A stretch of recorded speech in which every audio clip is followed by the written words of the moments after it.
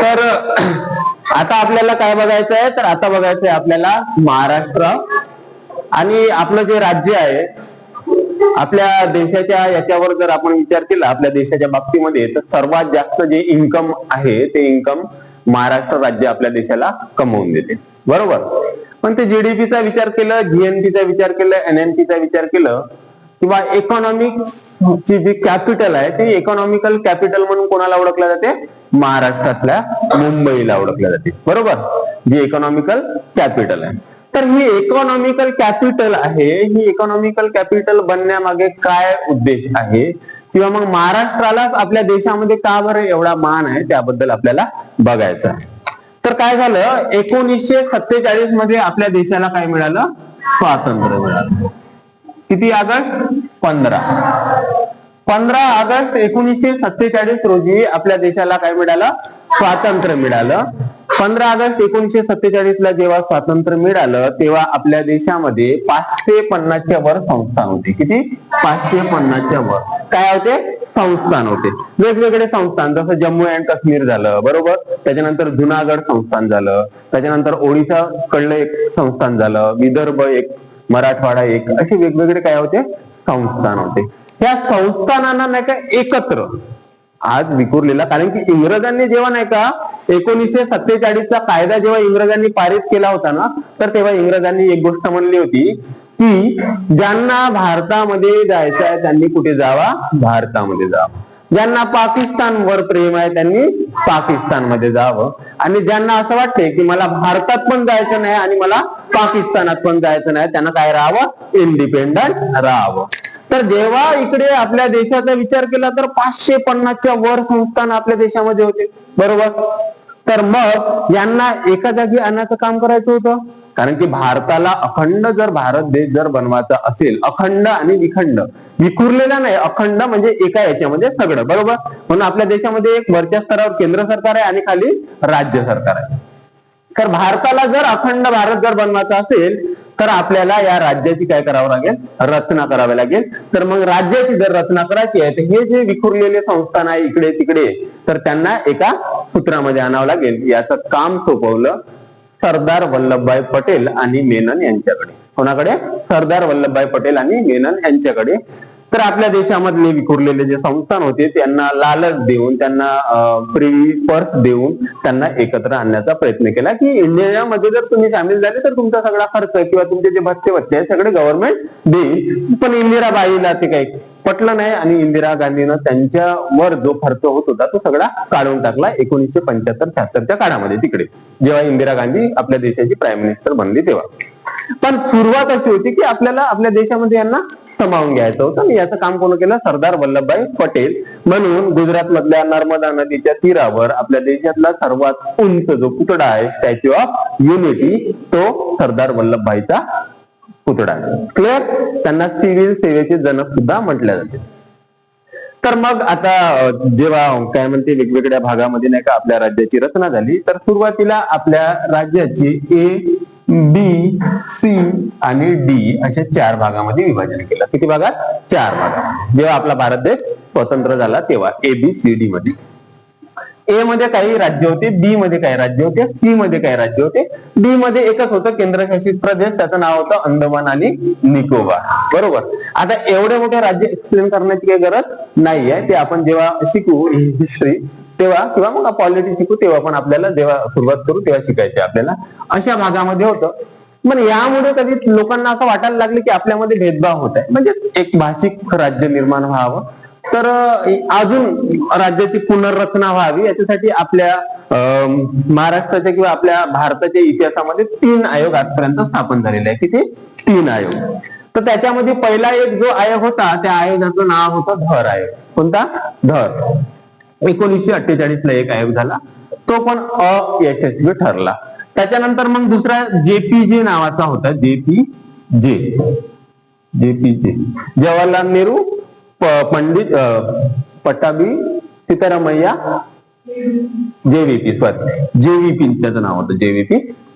एक होता जवाहरलाल नेहरू, दुसरा होता वल्लभभाई पटेल आणि तिसरा होता पट्टाभी सीतारामय्या.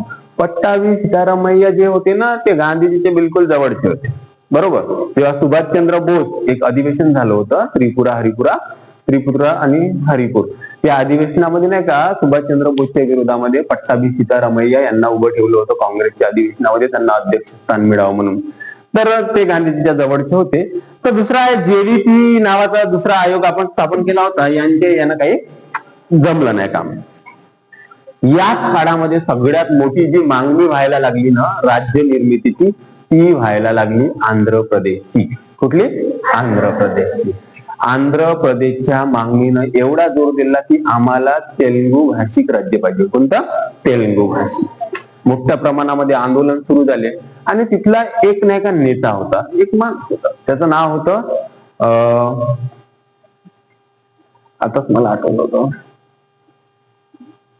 श्रीराम पट्टल्लू असं नाव होतं त्याचं, श्रीराम पट्टल्लू.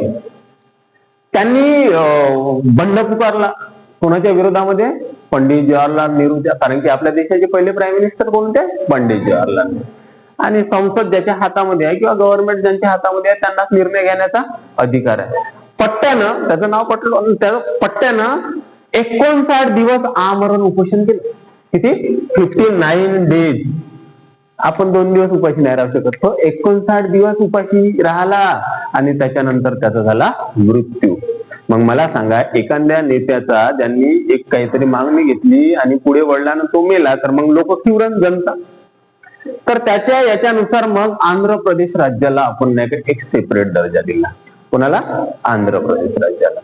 आता आंध्र प्रदेश राज्याला तर भेटून घेतला, तर त्यामुळे बाकीच्या लोकांची जनतेच्या मनामध्ये अशी खुन्नस निर्माण झाली की त्याला अंमल काऊन नाही, आम्ही हकदार नाही आहोत, आम्ही या देशाचे नागरिक नाही आहोत. बरोबर. तर त्याच्यामुळे ही चळवळ नाही का खूप जोर धरायला लागली होती ना. आपल्या विदर्भाची मागणी याची आधीपासून आहे की आम्हाला विदर्भ राज्य एक वेगळं पाहिजे म्हणून. मग कोणी कोणाचं ऐकत नाही आणि अशा प्रकारे हे सुरू होतं. तर मग अजून नाही का यांना थोडासा दिमाग आला आणि मग 1953-54 मध्ये यांनी एक आयोग स्थापन केला. त्या आयोगाचं नाव होतं फाजल अली आयोग. कोणता? फाजल अली आयोग. फाजल अली आयोग. हा फाजल अली आयोग जो आहे याला पाक नावाने सुद्धा ओळखल्या जाते. कोणत्या? पाक. PAK. आता या पाकचा अर्थ काय होते तर ते सांगतो मी तुम्हाला. फाजल अली आयोगाने 1 नंबर आपल्या देशाचा दौरा केला आणि बऱ्यापैकी म्हणलं की आपण चांगले राज्य आणि केंद्रशासित प्रदेश निर्माण करू शकतो. तर यांनी 14 राज्य आणि 6 केंद्रशासित प्रदेश निर्माण करण्याची आपली शिफारस केली. कोणाकडे? गव्हर्नमेंटकडे. P म्हणजेच पन्नीकर, A म्हणजे कोण? अली, आणि K म्हणजे कुंजरू, असं यांचं नाव आहे. एक पन्नीकर होते, एक कुंजरू होते आणि एक अली होते, फाजल अली. बरोबर. हे जे फाजल अली होते हे सुप्रीम कोर्टाचे नाही का चीफ जस्टिस राहिलेले व्यक्ती होते, सरन्यायाधीश. बरोबर. तर यांच्या अध्यक्षतेखाली आपण आयोगाची स्थापना केली आणि 14 राज्य आणि 6 केंद्रशासित प्रदेश आपल्या देशामध्ये निर्माण केले. किती? 14 राज्य आणि 6 केंद्रशासित. या 14 राज्य आणि 6 केंद्रशासित प्रदेशामध्ये आपलं पण एक राज्य होतं. काय होतं? आपलं पण एक राज्य होतं. त्या राज्याचं नाव होतं बृहमुंबई. काय होतं? बृहमुंबई. नाव ऐकलं तुम्ही? बृहमुंबई नावाचं एक राज्य होतं आणि या बृहमुंबई राज्यामध्ये 2 भाषिक लोक एक होते मराठी भाषिक आणि दुसरे होते गुजराती भाषिक. कळलं? म्हणजे गुजरात आणि महाराष्ट्र या दोघाला मिळून कोणतं राज्य होतं? बृहमुंबई. परंतु त्याच कालावधीमध्ये नाही का संयुक्त महाराष्ट्र चळवळीचा खूप मोठ्या प्रमाणामध्ये गाजावाजा होता आपल्या देशामध्ये. कोणत्या? संयुक्त महाराष्ट्र चळवळ. त्यांना माहित होतं की त्यांना वाटत होतं की आपल्याला आपलं महाराष्ट्र राज्य वेगळं पाहिजे, कारण की इथे मराठी भाषिक लोक आहेत, त्यांचं गुजराती भाषिक लोकांबरोबर पटत नाही. बरोबर. तुम्हाला वाटत असेल, जर तुम्ही एका सोसायटीमध्ये राहत आहे ना, तुमच्या साईडचा जर तेलुगू बोलत असेल तर तुम्हाला काही त्याच्यातनं समजत नसेल तर तुम्हाला वाटत असेल हा कधी कधी जाते, आमच्या मराठी माणूस असता तर बरं झालं. अशी सिच्युएशन होती यावाल्या काळामध्ये. म्हणून या संयुक्त महाराष्ट्राची चळवळ आहे तिचा मोठ्या प्रमाणामध्ये गाजावाजा सुरू होता. म्हणून शेवटी गव्हर्नमेंटला निर्णय घ्यावा लागला आणि 1 मे 1960 रोजी आपल्या देशाच्या मॅप आहे ना, मॅप मध्ये बदल करण्यात आला आणि 2 राज्य याच्यातून निर्माण झाले. एकाचं नाव दिलं महाराष्ट्र आणि दुसऱ्याचं नाव दिलं गुजरात. बरोबर. एक झालं महाराष्ट्र, दुसरं झालं गुजरात. गुजरात जे होतं ते गुजराती भाषा बोलणार होतं आणि महाराष्ट्र जे होतं मराठी भाषा बोलणार होतं. पण एका गोष्टीवर यांच्यामध्ये निरंतर बहस झाली. ती बहस होती मुंबई कुणाची. कोणती? मुंबई. कारण की मुंबईचं जे ऐतिहासिक महत्व आहे ना ते खूप मोठं आहे. मुंबई मधलं जे बेट आहे ना, बेट आपला जेव्हा आपण भारताचा नकाशा बघतो तर अरेबियन सी आहे. अरेबियन सीला लागूनच खाली हिंदी महासागर आहे आणि इकडे गेलं तर बे ऑफ बेंगॉल. जेव्हा तुम्ही जगाचा नकाशा बघता तर जगाच्या नकाशामध्ये असं तोंड दिसते आपल्या भारताचं. बरोबर. समुद्र मग जो लागून आहे ना तर अशा तोंडाला लागून आहे ना. तर बाहेरचे जे देश आहे त्या बाहेरच्या देशापर्यंत व्यापार करण्यासाठी सगळ्यात अनुकूल जे परिस्थिती होती ती कुठली होती? मुंबई. कारण की मुंबईमध्ये मोठे मोठे बंदर होते. बंदर म्हणजे ते नाही उड्या मारणारे, बंदर म्हणजे बेट. बरोबर. तर या बंदरामध्ये नाही का मोठ्या प्रमाणामध्ये व्यापार होऊ शकतो आणि इकडला आयात आणि निर्यात, एक्सपोर्ट आणि इम्पोर्ट आपण चांगल्या प्रकारे करू शकतो. तर सर्वात जास्त जो पैसा आहे तो पैसा कुठे आहे? मुंबईमध्ये. माणसाला जगाले आज जास्त प्रमाणामध्ये काय लागत आहे? पैसा. जिसके पास पैसा है, जिसके पास पावर है, वो इस दुनिया में सबसे आगे. ठीक आहे. तर महाराष्ट्र आणि गुजरात न मुंबई याच्यामध्ये भांडणं सुरू होते. मुंबईचे जे धनाढ्य व्यक्ती होते त्यांना म्हणे नाही आम्हाला मुंबई एक सेपरेट पाहिजे. का म्हणे? मुंबई एक सेपरेट पाहिजे. ना आम्हाला महाराष्ट्रामध्ये राहायचं आहे ना आम्हाला गुजरातमध्ये राहायचं आहे. परंतु तिकडे आपले जे प्राईम मिनिस्टर होते त्यांच्यावर दबाव होता की नाही मुंबई कुठे पाहिजे? आम्हाला महाराष्ट्रामध्ये पाहिजे. तर म्हणून थोडसा समाधानश झालं त्यांच्यामध्ये आणि मुंबई महाराष्ट्राला गिफ्ट दिलं. बरोबर. नाहीतर मुंबई युनियन टेरिटरी असते. युनियन टेरिटरी जे पण राज्य असते ज्याला युटी म्हणलं जाते, युनियन टेरिटरी केंद्रशासित प्रदेश. त्याच्या नावात असं आहे केंद्र शासित प्रदेश. म्हणजे केंद्राचं पूर्ण नियंत्रण राहील त्या प्रदेशावर, केंद्राच्या शासन राहील. तिथे राज्याला आपली दखलंदाजी करता येणार नाही. तर म्हणून मुंबई जर केंद्रशासित प्रदेश झाला असता तर सगळा कंट्रोल जो आहे तो कोणाचा असता? केंद्रीय सेंट्रल गव्हर्नमेंटचा असता. त्यानंच आपलं पोट भरलं असतं. राज्याने का दिलं असतं? काहीच नाही. मग इथली जी अनफळ गवार आणि खाली झुकलेली जी जनता आहे ती वर आणण्यासाठी एवढा पैसा आला असता का? नाही. तर म्हणून मग आपण काय केलं? आपल्याला मुंबई गिफ्ट दिली आंदण म्हणून. ते मुंबई पहिलाच अन्नाचाच भाग होता. हो. पोर्तुगीज राजा होता त्यांनी ब्रिटिशच्या नाही का याच्या बरोबर नाही का लग्न केलं. त्यांना माहिती आहे का आपली पोर्तुगीज जे होते ना त्यांनी माहिती आहे मुंबईचा जो राजा होता ब्रिटिशाचा होता तर ते त्याला आपल्या पोरीच्या लग्नामध्ये कॅथरीन नावाची पोरगी होती राणी, तिच्या लग्नामध्ये ती मुंबई जे आहे ना ते भेट गिफ्ट दिलं होतं. तर हे गिफ्ट देण्याचाच प्रकार आहे. तर ते आपली मुंबई आपल्याला गिफ्ट दिली महाराष्ट्राला आणि हिला म्हणलं महाराष्ट्राची ही राहील कॅपिटल. कॅपिटल म्हणजे राजधानी. मग महाराष्ट्राची जी आर्थिक राजधानी आहे म्हणून उदयास आली मुंबई आणि महाराष्ट्राची जी सांस्कृतिक राजधानी म्हणून उदयास आलं पुणे आणि महाराष्ट्राची उपराजधानी म्हणून उदयास आलं आपलं नागपूर. का आलं नागपूर? कारण की विदर्भातल्या 11 जिल्ह्याचं जे प्रतिनिधित्व करते आणि सर्वात चांगलं जे सिटी आहे विदर्भामधली ते कोण आहे? नागपूर आहे प्रगत. म्हणून नागपूरला काय दिला? उपराजधानीचा दर्जा दिला. पश्चिम महाराष्ट्र झालं तिकडले जे झालं त्यांची जी भागीदारी आहे ती कोणाकडे? मुंबईकडे वळलेली आहे. त्यांना असं ती मुंबईला व्यवहार करायला आणि इकडले जे आहे आपण म्हणजे इकडला जो प्रदेश आहे आपला जो विदर्भाचा आपण मागासलेला प्रदेश आहे विदर्भ. का बरं मागासलेला आहे? आपला जंगली एरिया आहे, आदिवासी लोकांची संख्या जास्त आहे त्यामुळे तेवढं एज्युकेशन वगैरे नव्हतं आणि आपल्या भरोश्यावर ते तिकडे बसून खाते एवढं चांगलं आहे. ठीक आहे. म्हणून अजूनपर्यंत सगळ्यात आधीची मागणी जी होती ती विदर्भाची होती. कोणाची होती? विदर्भाची. आज एवढे वर्ष झाले भारत स्वतंत्र झाला, लोक स्वतंत्र झाले, परंतु अजूनपर्यंत विदर्भ राज्य वेगळं केलं नाही. तर विदर्भ राज्य का वेगळं केलं नाही याच्या मागचं सगळ्यात मोठं कारण आहे की आपण जिओग्राफी शिकलो आणि सगळी साधन संपत्ती कुठे आहे? विदर्भामध्ये. म्हणून विदर्भ वेगळं केलं नाही. आपल्या भरोश्यावर जगतात संपूर्ण महाराष्ट्र. बरोबर. खनिज संपत्ती सर्वात महाग राहते, मौल्यवान वस्तू आहे आपल्याकडे. बरोबर. तर अशा प्रकारे झाली 1 मे 1960 रोजी मुंबई या बृहमुंबईला 2 भागामध्ये विभाजन केलं आणि महाराष्ट्र आणि गुजरातची स्थापना 1 मे 1960 ला झाली. 1 मे ला आपल्याला सुट्टी येते. त्याच दिवशी आपण कामगार दिवस म्हणून सुद्धा आणि महाराष्ट्र दिन म्हणून सुद्धा मनवतो. बरोबर. अशा प्रकारे नाही का, जेव्हा आपल्या याची स्थापना झाली तेव्हा महाराष्ट्रामध्ये 26 जिल्हे होते. किती जिल्हे होते? 26 डिस्ट्रिक्ट होत्या महाराष्ट्रामध्ये. 26 डिस्ट्रिक्टचं हे महाराष्ट्र राज्य नाही का आपण स्थापन केलं आणि याला 4 भागामध्ये विभागलं. किती भागामध्ये?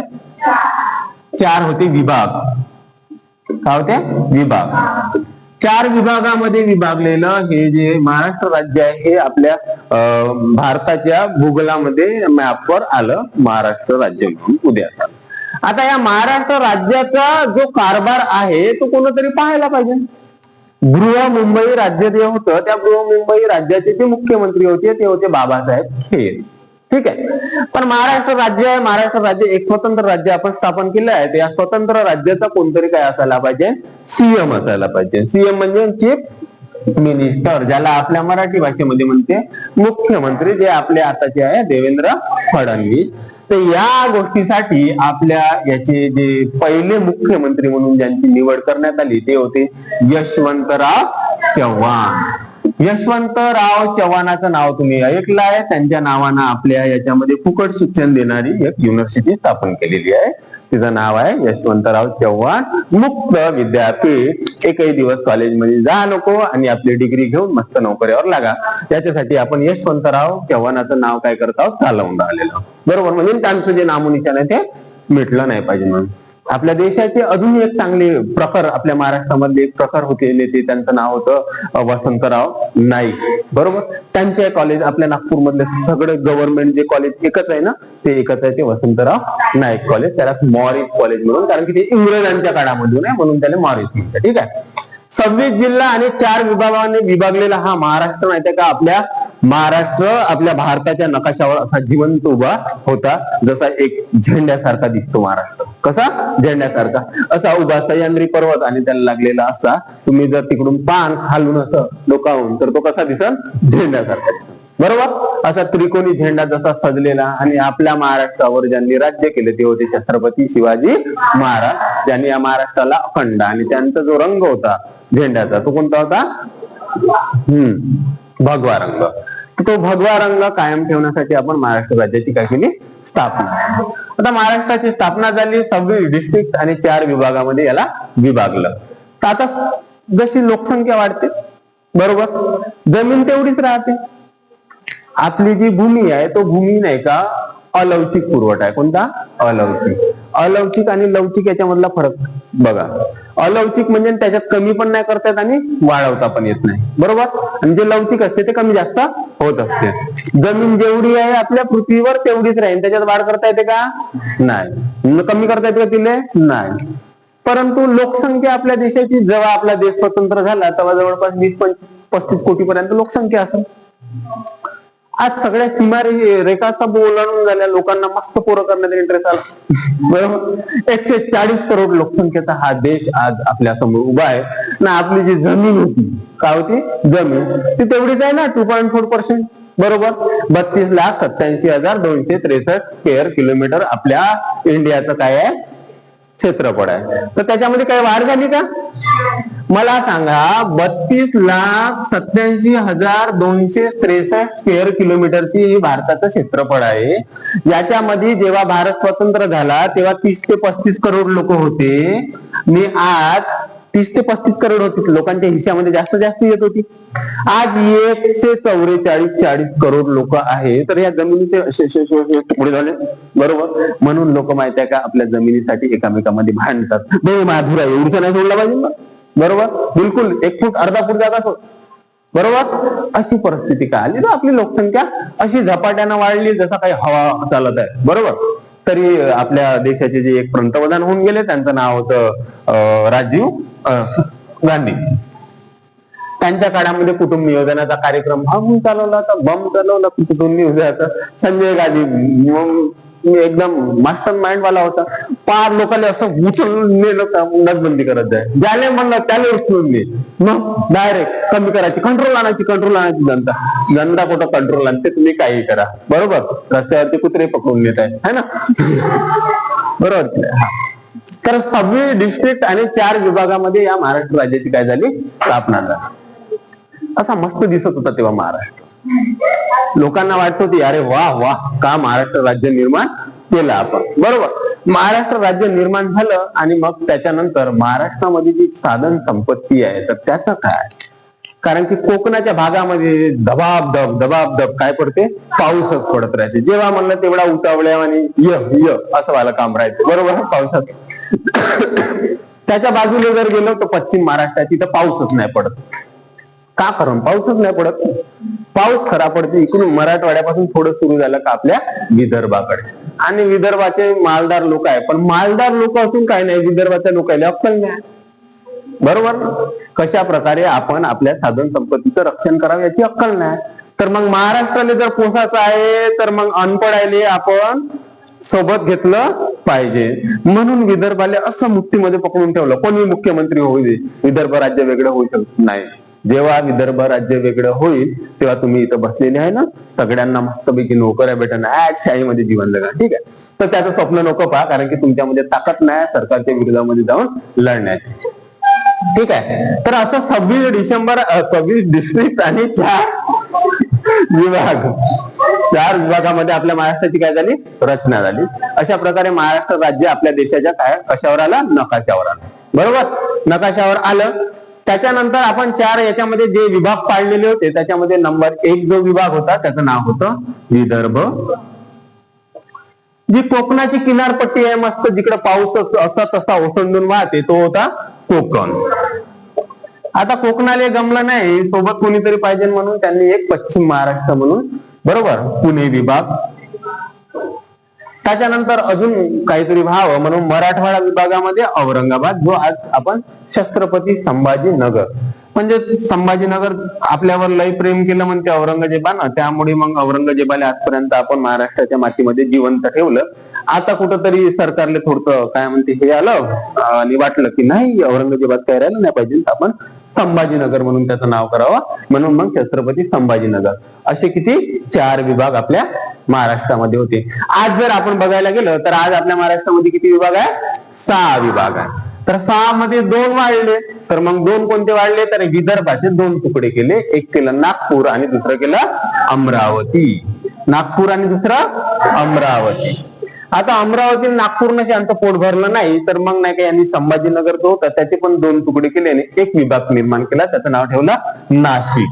नाशिक द्राक्षासाठी प्रसिद्ध आहे, मस्तपैकी दारू भेटते, तुला वाईन प्याले तुम्ही जाऊ शकता तिथं. ठीक आहे, हा 1 नंबर लागते. हा आपल्या 2 मॅडम गेल्या होत्या ना, हा दीप्ती मॅडम तिथे, हा पाय. तर अशा प्रकारे 4चे किती झाले, 6 झाले.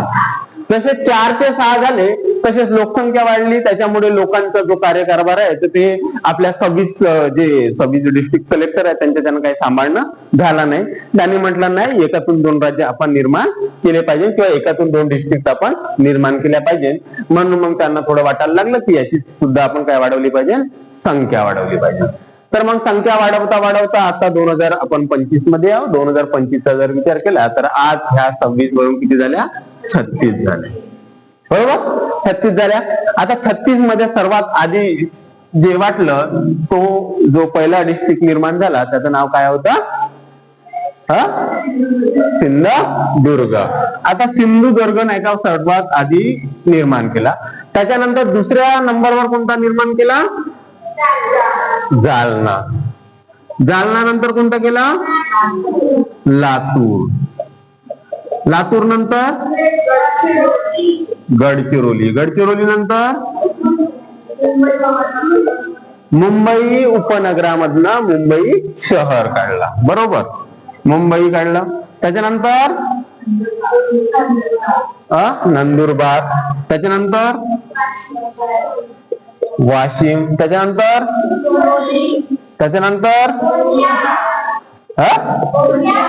गोंदिया. त्याच्यानंतर त्याच्यानंतर कोणता? पालघर. अशा प्रकारे आपण आपल्या जिल्ह्याची रचना बदलवली. पहिल्याच आधी सिंधुदुर्गला काढलं, त्याच्यानंतर कोणाला काढलं? जालनाला, त्याच्यानंतर काढलं लातूर, त्याच्यानंतर गडचिरोली, त्याच्यानंतर मुंबई शहर, त्याच्यानंतर नंदुरबार, त्याच्यानंतर वाशिम, त्याच्यानंतर हिंगोली, त्याच्यानंतर गोंदिया आणि त्याच्यानंतर पालघर. असे 10 डिस्ट्रिक्ट आपण नव्यानं काय केल्या? निर्माण केल्या. बरोबर. तर ह्या जे मोठे मोठे झाले, ज्याला वाटलं की लगेच लगेच लोकसंख्या आली, तर त्यांना आपण काय केलं? 2-2 भागामध्ये विभाजित केलं. आजही काही भागामधून म्हणतात की वेगवेगळे अजून डिस्ट्रिक्ट तुम्ही निर्माण करा, चिमूरला डिस्ट्रिक्ट बनवा, असे वेगवेगळ्या याच्यातून नाही काय मागण्या येऊन राहिलेल्या, पण शासन आपल्या दरबारी नाही, दुसरं निर्माण केलं तर पैसे जास्त लागते म्हणून त्यानं निर्माण करायचं सध्या थांबवलेलं आहे काम.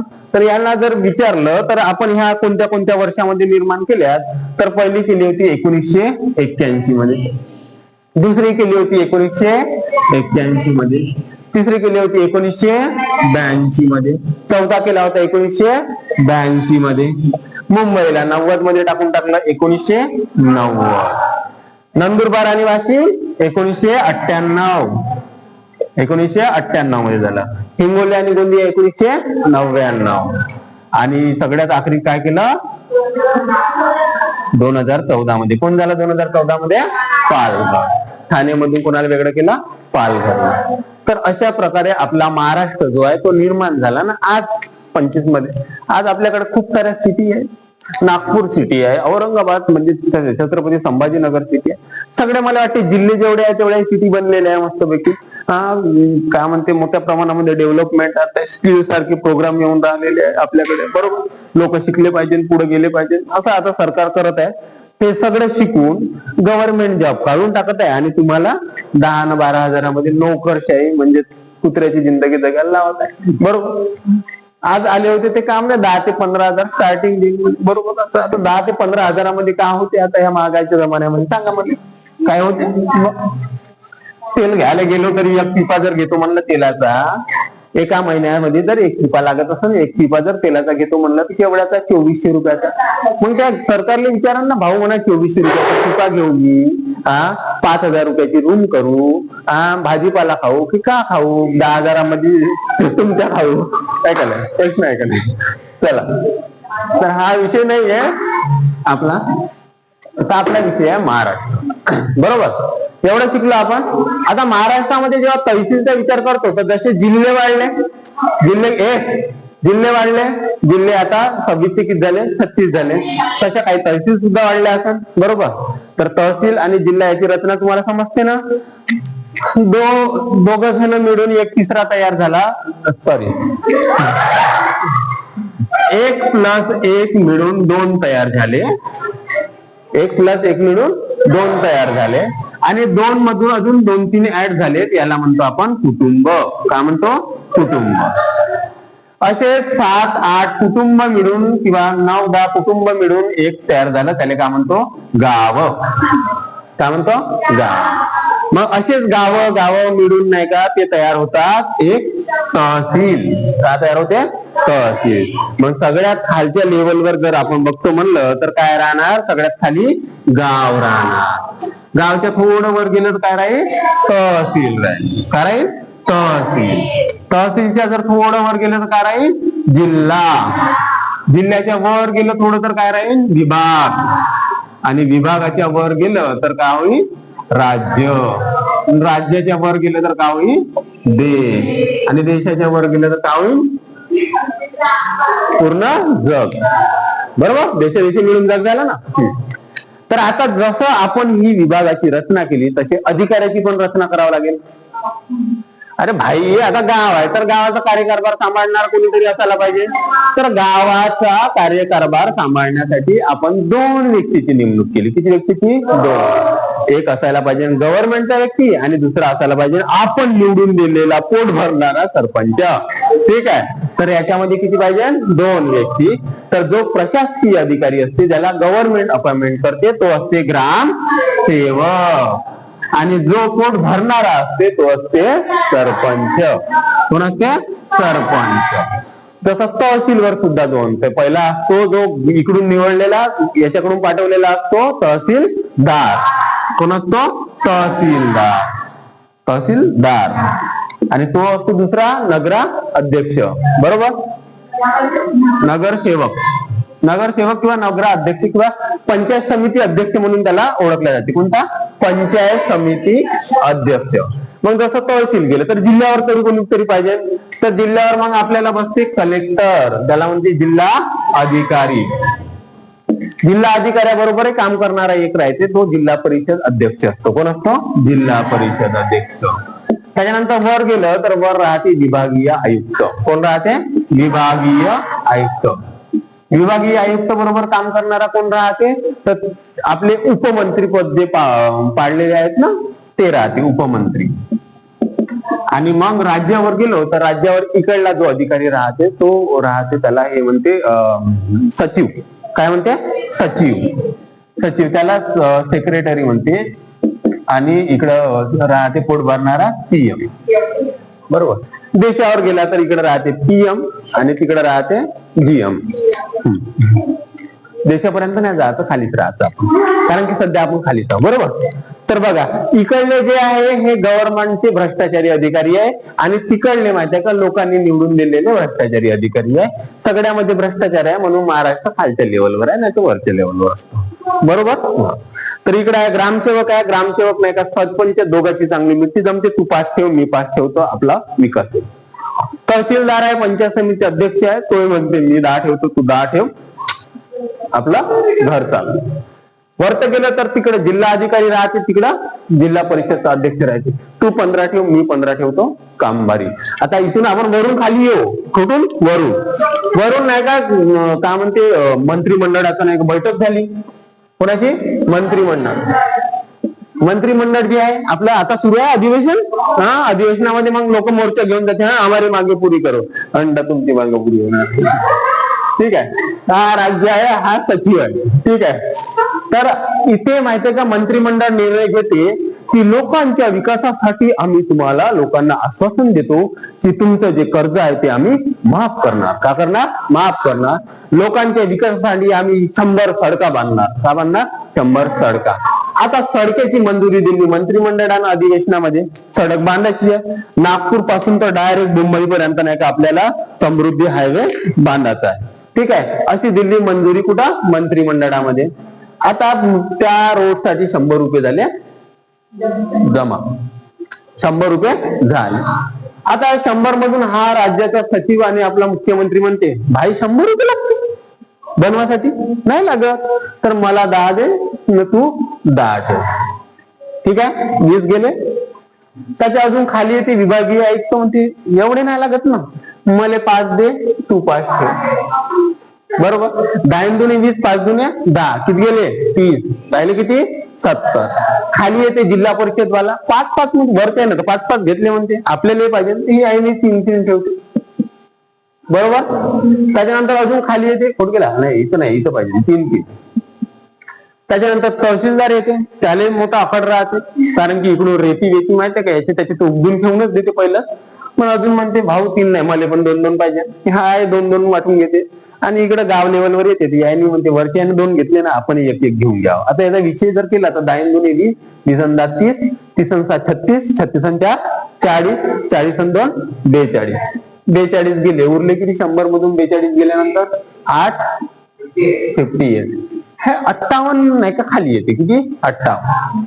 आता त्याच्यामध्ये मग खालचे राहते कोण? ठेकेदार. त्याने काम दिलं, तो म्हणते 58 मध्ये तर रस्ता बनत नाही. रस्त्याची जी प्रॉपर व्हॅल्यू आहे, चांगला जर रस्ता बनवायचा असेल तर त्याला 100 करोड रुपये लागते. समजायचे किती लागते? 100. मग तो म्हणते मी 8 ठेवतो. आता उरले किती? 5 50. बरोबर. मग 50 मध्ये वरून टाकते डांबर, खालून टाकते गिट्टी, सिमेंट टाकायचं राहिलं तर निस्ती सिमेंट टाकते छटाकभर आणि रेती टाकते अटाकभर. आणि मग रस्ते एका वर्षामध्ये 5 होते. इकडून एक तिकडून एक, मंदातून फर्रा. मग लोकांना जाता जाता काम होते ऍक्सिडेंट आणि लोक मरतात. लोक मेले का अजून त्याच्या सरकारी दवाखान्यामध्ये न्यायचे. बरोबर. इकडे गाड्याचे टायर फुटतात. बरोबर. हे पुरा बजेट राहते अशापैकी. जोपर्यंत खाणं सोडणार नाही तोपर्यंत आपला देश प्रगती करणार नाही. म्हणून हे खाणं जे आहे ना ते सोडावं लागेल. तर मी तुमच्याकडून आज अपेक्षा करतो की तुम्ही खादाडे अधिकारी न बनता नाही का चांगले अधिकारी बना, नाही का, है ना. जो भाग आपण शिकत आहोत तर तो भाग आपल्या आचरणामध्ये यायला पाहिजे. तर अशा प्रकारे होता आपल्या महाराष्ट्राचा इतिहास. आता महाराष्ट्राच्या जेव्हा जॉग्राफीकडे वळतो आपण, तर तेव्हा मग जॉग्राफीमध्ये मग त्यांच्या सीमा काय आहे, हे काय आहे, त्याच्यावर बोलू. तर जेव्हा आपण आपलं महाराष्ट्र राज्याचं त्रिकोणी डब्यासारखं मला प्रॉपर मॅप काढता येत नाही, म्हणून त्याच्यासाठी समजतो. असा आपला महाराष्ट्र. महाराष्ट्राच्या इकडल्या बाजूने पूर्ण अरेबियन सी आहे, बरोबर. आपल्या निसर्गानं दिलेली अद्भुत कला किंवा अद्भुत देणगी म्हणजेच आपल्यासाठी अरबी समुद्र. महाराष्ट्राच्या वर नाही का असा MP राज्य आहे. इकडे जर बघितलं तर इकडे आहे गुजरात, इकडे जर बघितलं तर इकडे आहे छत्तीसगड, आणि इकडे आहे कर्नाटका, आणि इथं छोटूस आहे आपला गोवा, जिथे लोक मस्त मजा करायसाठी जातात. ठीक आहे. ह्या ज्या सीमा आपण बघत आहोत, इकडे गुजरात बघितलं बरं, इकडे छत्तीसगड, इकडे कर्नाटक आणि इकडे गोवा, ह्या सीमा याला म्हणतात राजकीय सीमा. कोणत्या? राजकीय. का बरं राजकीय म्हणतात? की काय आपण निर्माण केलेलं आहे. काय केलंय? आपण निर्माण केलेलं आहे. ऑटोमॅटिक बनलेलं आहे का? नाही. मग दुसऱ्या ज्या सीमाचा प्रकार पडतो तो आहे नैसर्गिक सीमा. कोणत्या? नैसर्गिक सीमा. आता नैसर्गिक सीमेचा जेव्हा प्रश्न करतो, तर ही जी आहे अरबी समुद्र, हे नॅचरल निर्माण झालेलं आहे, निसर्गाने निर्माण केलेलं आहे, बरोबर. म्हणून ही कोणती झाली? नॅचरल सीमा. इथून आपल्यावरून असं असं असं असं उठा करत जाते जो पर्वत आहे, त्याचं नाव आहे सातपुडा पर्वत. नैसर्गिक आहे. इथे अशी रेंज आहे जिचे नाव आहे सातमाडा. काय? सातमाडा. हे काय झाले? नैसर्गिक सीमा. इकडे काही टेकडे आहे जे आपल्याला थोडं एन्जॉयमेंट करायसाठी निर्माण झालेले आहे. इकडे मग गडचिरोली, त्याच्यानंतर भामरागड, त्याच्यानंतर इकडे वर गायखोरी, त्याच्यानंतर अजून इकडे नवेगाव बांध वगैरे, नाही का इकडे. तर ह्या ज्या आहे, ज्या निसर्गानं निर्माण केलेल्या आहेत त्या कोणत्या? नैसर्गिक सीमा. आणि ज्या आपण मानव निर्मित आहे त्या कोणत्या सीमा झाल्या? राजकीय सीमा. अशा प्रकारे महाराष्ट्राच्या राजकीय आणि नैसर्गिक सीमा आपल्याला बघायला मिळतात. त्याच्यानंतर अजून जर महाराष्ट्राचा जर विचार केला तर आपण डिस्ट्रिक्ट पण बघितलं महाराष्ट्रामध्ये, महाराष्ट्र राज्याची स्थापना कधी झाली ते पण बघितलं, महाराष्ट्राचा पहिला मुख्यमंत्री कोण होता ते पण बघितलं. आता खऱ्या अर्थानं सुरुवात होते महाराष्ट्राला, म्हणजे महाराष्ट्राची जी रचना आहे वेगवेगळी, मग नदी आहे, त्याच्यामधून वाहणाऱ्या पठार आहे, मृदा आहे, यासारख्या गोष्टीचा. तर त्या करू आपण कंटिन्यू नेक्स्ट लेक्चर मध्ये. ठीक आहे. धन्यवाद.